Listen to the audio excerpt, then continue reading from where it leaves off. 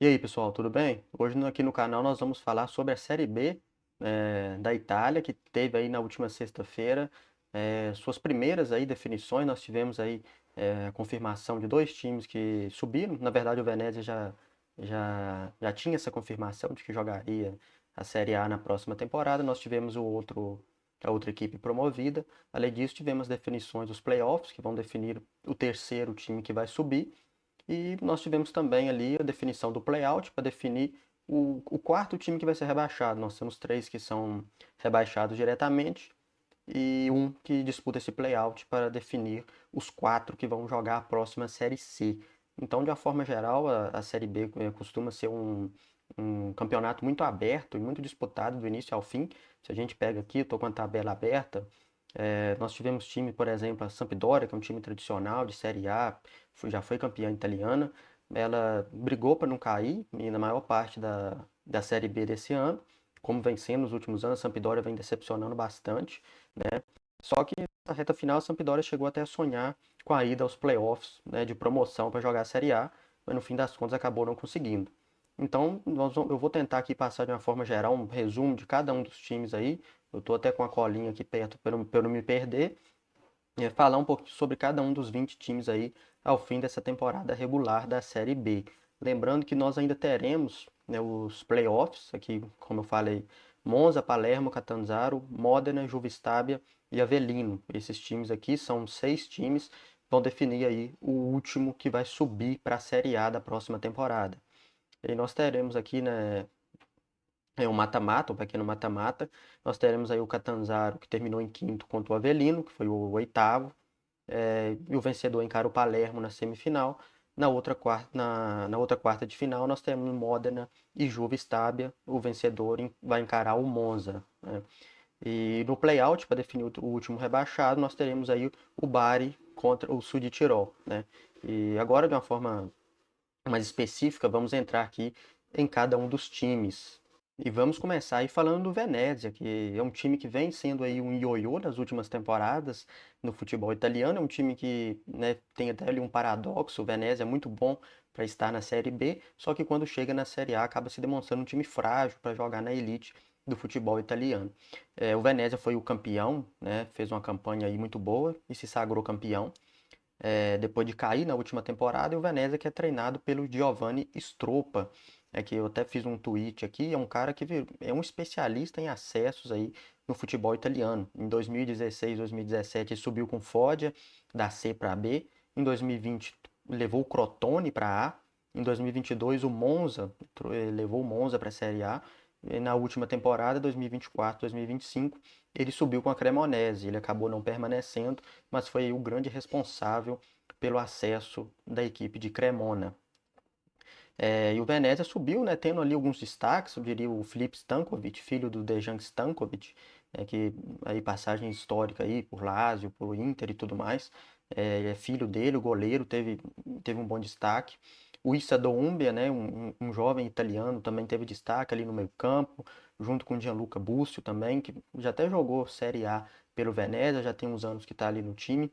O Andrea Adorante, que foi o artilheiro da Série B, da Série B não, foi o artilheiro do Venezia, o artilheiro da Série B não foi jogador do Venezia.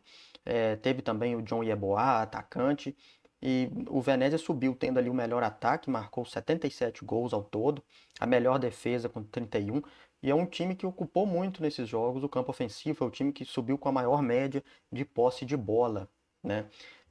Agora, passando para o segundo colocado, que garantiu o acesso na última rodada, o acesso de forma direta, é o Frosinone, que é ali uma equipe da região do Lácio ali, da região ali de Roma, né? Da região onde a gente tem a capital italiana, que tem as equipes de Roma e Lácio. O Frosinone é daquela região ali, né? Que tradicionalmente não tem, né? Muitos clubes jogando ali na elite do futebol italiano. E o Frosinone vem aí sendo um time que vem se caracterizando por subir também, só que não acaba não conseguindo se manter na Série A e acaba caindo, né? O Frosinone é um novato aí, jogou a Série A pela primeira vez ali em 2015, né? Que ele conseguiu esse acesso para jogar a Série A. Sempre acabando caindo, né? Treinado hoje por Massimiliano Alvini. Nós temos alguns destaques aí, eu diria principalmente o Giacomo Callo, que tem 25 participações em gols, né? Atropelou aí na Série B com 10 gols e 15 assistências. A gente tem também aí para destacar o Lorenzo Palmisani, goleiro, e o Argelino Fares Guedes, né, atacante, que foi aí um goleador importante nessa campanha do Frosinone, né, que teve aí o segundo melhor ataque, com 76 gols marcados, e foi a equipe que menos perdeu. Curiosamente, foram apenas 3 derrotas, ficou ali a um ponto do campeão e do primeiro colocado, o Venezia. Já passando para o Monza, que jogará os playoffs, ficou em terceiro lugar. O Monza que até pouco tempo era da família aí Berlusconi, né? O Silvio Berlusconi, presidente aí do Milan, mandatário do Milan por muitas décadas aí, um Milan histórico, vencedor, ganhou muitos títulos no período, isso com investimento importante do, do Berlusconi, né? Que também teve a influência na política italiana e tudo mais. E aí em 2025 a gente teve aí a venda da família Berlusconi do Monza, né? Eles passaram o clube para frente para um grupo norte-americano, né? Silvio Berlusconi, que vale lembrar, ele faleceu aí nos últimos anos, aí ele já faleceu.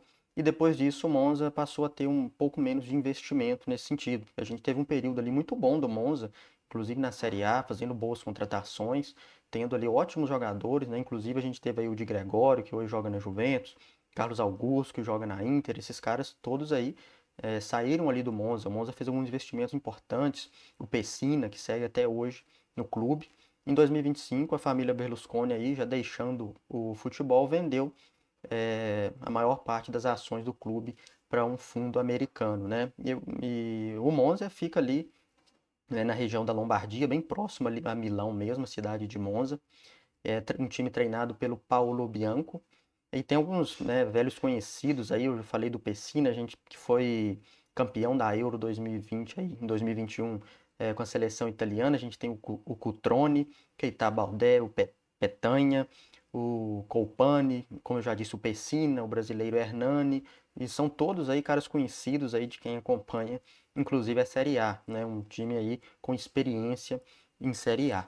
Aí nós temos aí o Palermo agora, né? O Palermo treinado pelo Pippo Inzaghi, irmão do Simone Inzaghi, o irmão mais conhecido aí enquanto jogador, foi um goleador aí de Juventus, de Milan, né? Um jogador muito importante e que vem fazendo aí bons trabalhos na Série B italiana, né? O Palermo ali é um clube da Sicília, ali no sul italiano, teve muitos problemas aí nos últimos anos e foi adquirido pelo Grupo City em 2022. Aí depois disso o Palermo vem passando aí por uma reestruturação, um time que vem melhorando sua estrutura e competiu bem pelo acesso aí, um clube que vem tendo investimento, apresentou aí nessa semana um projeto de modernização do estádio, ou seja, é um projeto para a gente ficar de olho de um time bem tradicional, né? Quem acompanha o futebol italiano aí nos últimos anos conhece bem o Palermo, né, que desde 2017 ele não joga a Série A. O Palermo teve aí a terceira melhor defesa, né, e o maior número de jogos sem ser vazado. Eu havia falado do artilheiro da Série A, ele foi do Palermo, que foi o Joel Podjampalo, né? Ele foi aí o grande goleador da Série B do campeonato do futebol italiano, né? Passando ali para quinto lugar, nós tivemos ali uma diferença bem grande, né? Do quarto colocado para o quinto, nós tivemos aí um bloco ali de Venezia, Frosinone, Monza e Palermo, e depois de um salto bem grande de pontuação que a gente veio a ter o Catanzaro vindo ali, né? O Catanzaro que é treinado por Alberto Aquilani, né? Que é muito conhecido também por quem acompanha aí o futebol italiano, né? Que foi um meio-campista, um volante, jogou por vários times tradicionais aí, o Catanzaro que jogou a Série A ali nos anos 70, nos anos 80, né? Depois disso não voltou a disputá-la, né? É uma equipe ali da região da Calábria, né? Foi a primeira da região a jogar a Série A em 1971.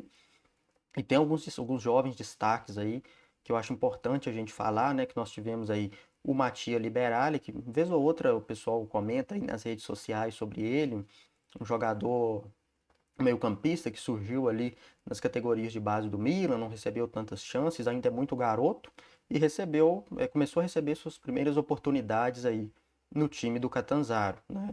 E inclusive fez alguns bons jogos e tudo mais, oscilou em outros jogos. É muito novo, né? E sempre fica aquele questionamento de como os times da Série A utilizam pouco os seus jogadores jovens, né?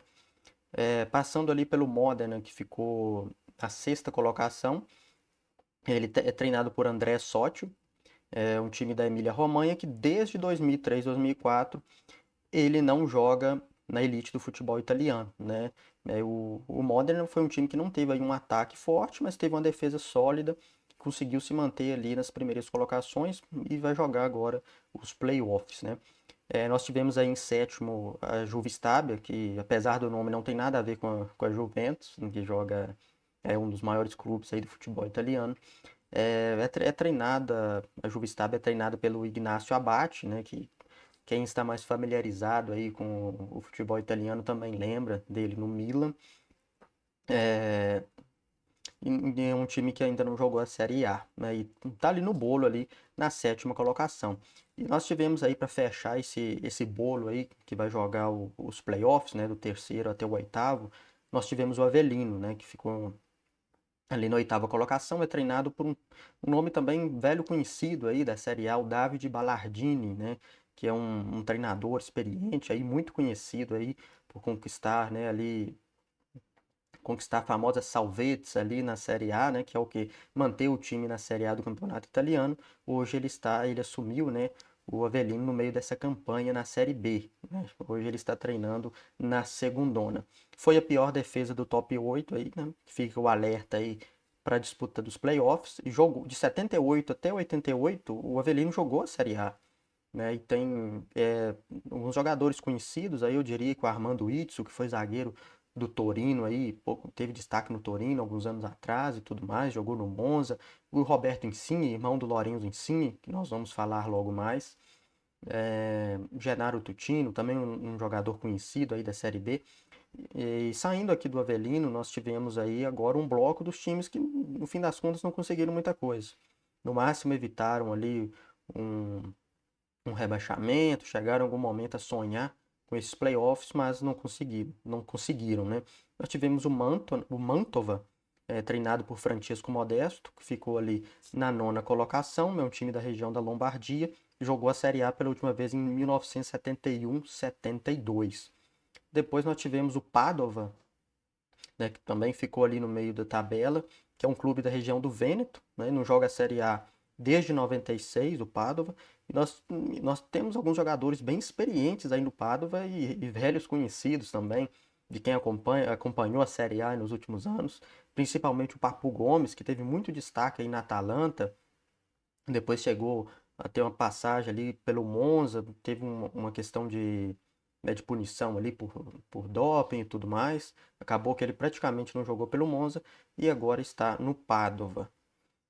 Nós também temos o Caprari, jogou a Série A aí alguns anos atrás, o Kevin Lasanha, um atacante experiente e tudo mais. Agora nós vamos passar para o 11º colocado, que é o Cesena, né, que ficou no meio da tabela. E é um caso bem curioso aí o Cesena, porque ele teve aí no meio da temporada a chegada do Ashley Cole, né, um jogador aí com passagem pelo futebol inglês, até teve uma breve passagem pela Roma aí na década passada. Ele chegou no meio da temporada do Cesena, no Cesena no caso, que estava ali brigando ali pelos playoffs e tudo mais, só que não conseguiu. O time acabou ali tendo a sequência ruim e não conseguiu ter fôlego suficiente para conquistar essa vaga nos playoffs, né? O Cesena que jogou a Série A em 2014 e 2015 pela última vez. E destaque aí do Cesena foi o Christian Stipendi, um jogador aí no ataque, e Tommaso Berti, um jovem italiano, no meio-campo. Além disso, o Gaetano Castrovilli, que se vocês lembram bem, ganhou a Euro com a Itália em 2020, ele está no elenco do Chieseni e fez parte dessa campanha que terminou no meio da tabela. Depois vem aí a Carrarese, né, que terminou na 12ª colocação, ficou no meio da tabela ali também. Uma equipe de Carrara, que fica na Toscana, que aliás é onde nasceu Gianluigi Buffon, um dos melhores goleiros da história do futebol e que inclusive, né, foi acionista da Carrarese no passado, né? Hoje não mais. Teve também aí uma curiosidade, o Di Natale, ídolo histórico aí da Udinese, como técnico nos últimos anos e ficou por muito tempo na Série C até conseguir retornar para a segundona. Aí talvez a grande decepção aí, que é a Sampdoria, que ficou aí na 13ª colocação, a tradicional Sampdoria, né, que foi campeã italiana em 1990, 91, revelou aí grandes jogadores para o futebol mundial nessa época. Foi um time que jogou inclusive Liga dos Campeões, ganhou muitos títulos, não só jogou como foi finalista de Liga dos Campeões, vamos lembrar. né? E é um time que vem convivendo aí com problemas dentro e fora de campo nos últimos anos, apesar de ter investimento para subir, a Samp não vem conseguindo, né? Vem sendo assim bem frustrante mesmo, eu diria, essas campanhas da Sampdoria, né? Que aliás, na última temporada havia sido rebaixada para a Série C, só que como o Brescia, né, teve muitos problemas, a questão ali acabou falindo, a Samp acabou caindo para cima, vamos dizer assim, e jogou o play-out ali, acabou eliminando a Salernitana, jogou a Salernitana para a Série C e ficou na Série B. Né? E a Sampdoria teve muitos problemas nessa temporada, só conseguiu ter um fôlego ali quando o ídolo Attilio Lombardo, ex-jogador histórico do clube, assumiu o comando e conseguiu ali uma recuperação importante, pelo menos para evitar que a Sampdoria um novo drama para a Sampdoria, que vai ter que planejar aí jogar a próxima Série B. Nós tivemos ali depois da Samp a Virtus Entella, né, que brigou ali contra o rebaixamento, é um clube da região da Ligúria, de Chiavari, ali, é próximo ali de Gênova. É um time que tem batido e voltado na Série B nos últimos anos, ficou ali longe de sonhar com os playoffs, muito pelo contrário, né, conseguiu ali somente escapar de jogar o playout contra o rebaixamento. Aí nós tivemos aí o Empoli, que foi também uma decepção, porque é um time que vem jogando com frequência a Série A nos últimos anos, acabou fazendo uma Série B muito ruim, brigando para não cair, e conseguiu aí a manutenção, ao menos na Série B, nesse final de temporada. É, é uma equipe, o Empoli ali da Toscana, né? É um time que ficou muito conhecido aí na Série A nos últimos anos, um time que vem jogando com frequência competição. Trocou de técnico 3 vezes na Série B, ou seja, não teve nenhuma continuidade de trabalho. Nós tivemos aí de destaque no Empoli o Steven Spend, que é irmão do Christian Spend, né, que foi artilheiro pelo Cesena. O Steven é irmão gêmeo do Christian, né, do Cesena, e foi o artilheiro do Empoli, né? Então, a dupla de irmãos aí tendo destaque na segundona italiana. Agora nós vamos falar do Südtirol, que vai jogar contra o Bari aí o play-out para ver qual que vai ser rebaixado. O Südtirol é um time de Bolzano, né, que fica ali na região de Trentino Alto Adige. É uma região ali mais no norte da Itália, bem próxima ali da Áustria. Então nós temos aí uma influência alemã e germânica mesmo ali nessa localidade, né? E nós não temos times tradicionais dessa região jogando campeonatos importantes no futebol italiano, né? Então eu diria não, o Südtirol tem até um modelo de gestão um pouco próximo ali que a gente vê no futebol alemão, é um time que tem uma política de maior austeridade financeira, não é um clube com tantos investimentos assim, mas que vem fazendo bons papéis aí na segundona. E ainda sobre o Südtirol, né, ele fez aí, chegou na segundona em 2022, 2023, e essa foi a pior campanha até o momento.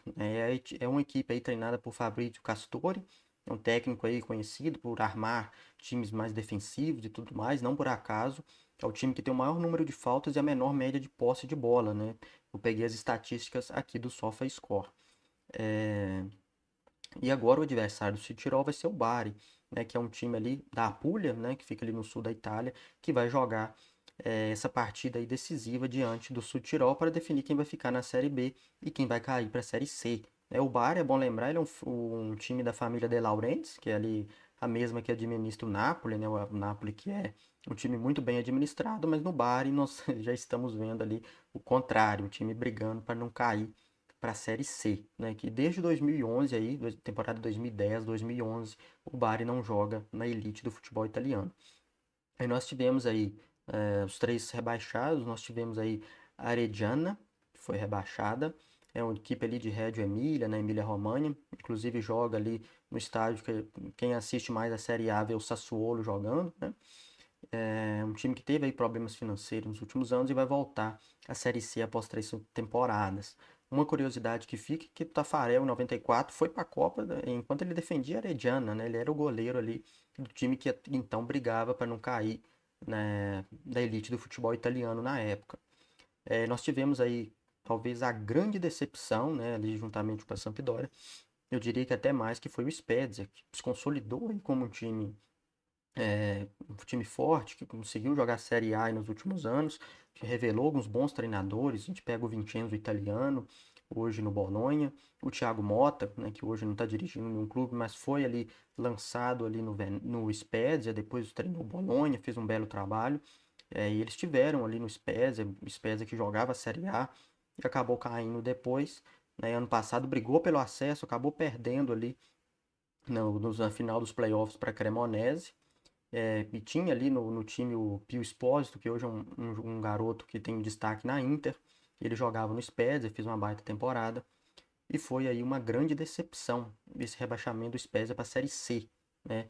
E teve muitos problemas aí, né, nessa temporada.